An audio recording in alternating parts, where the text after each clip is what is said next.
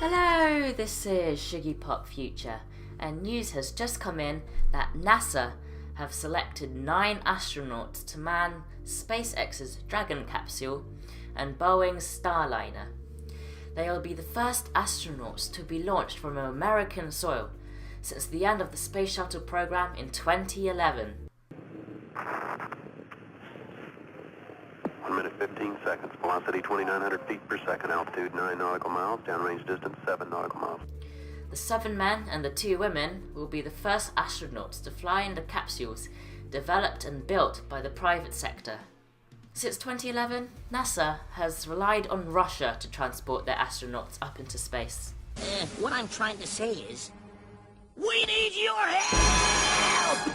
SpaceX and Boeing were picked by NASA in 2014 to develop spacecrafts that could transport these astronauts, and once again, this will return the capability to the US. Well done, America. All 9 astronauts have military experience, and most are seasoned veterans of space.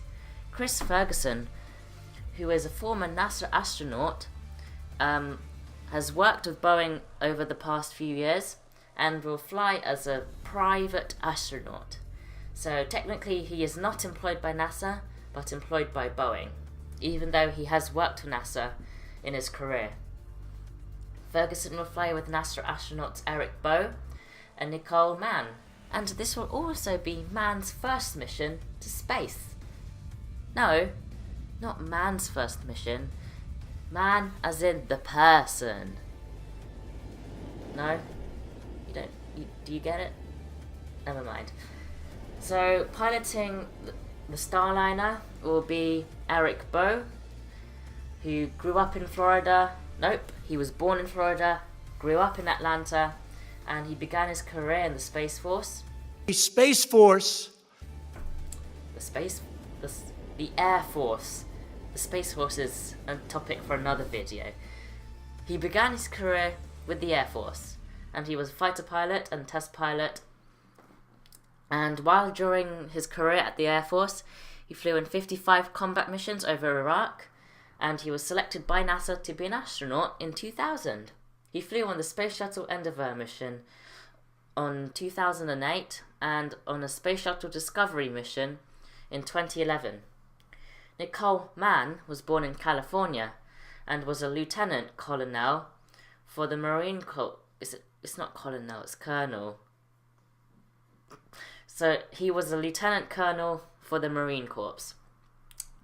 She is super qualified in engineering, and again she's also flown combat missions over Iraq and stuff like that.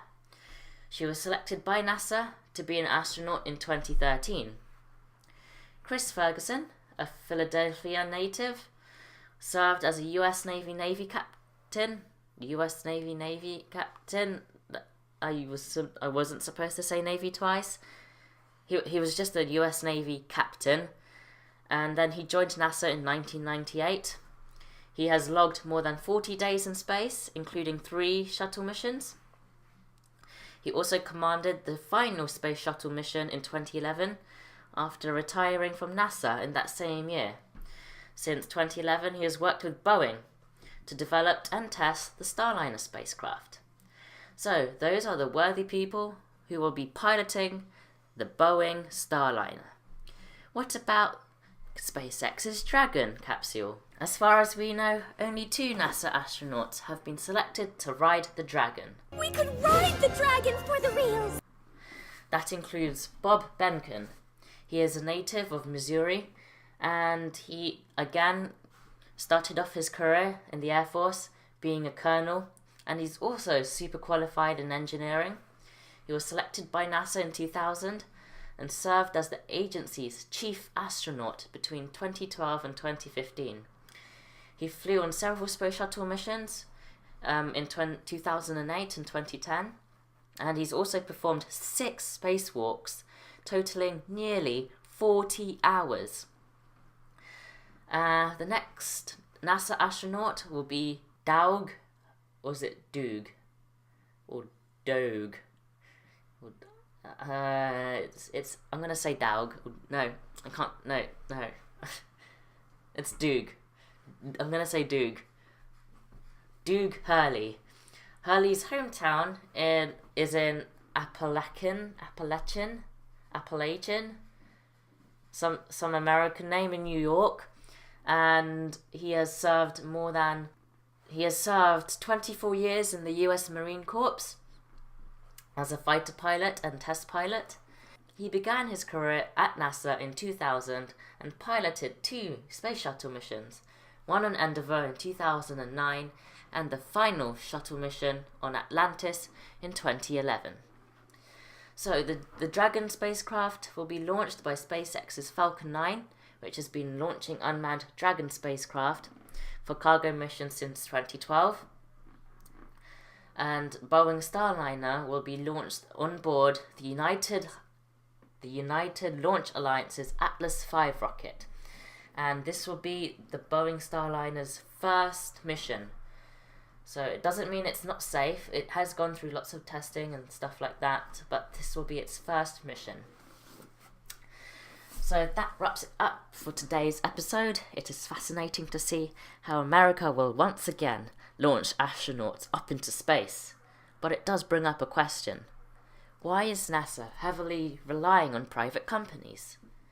The once magnificent organization which brought man to the moon is now incapable of developing its own spacecraft.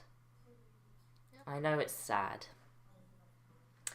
Even the Orion capsule, which NASA plans to use for Mars missions, is once again developed by a private company. Let me know what you think down in the comments below. Also, if you want to contribute on this channel, or if you have any video suggestions, do let me know down in the comments and I will be sure to contact you as soon as possible.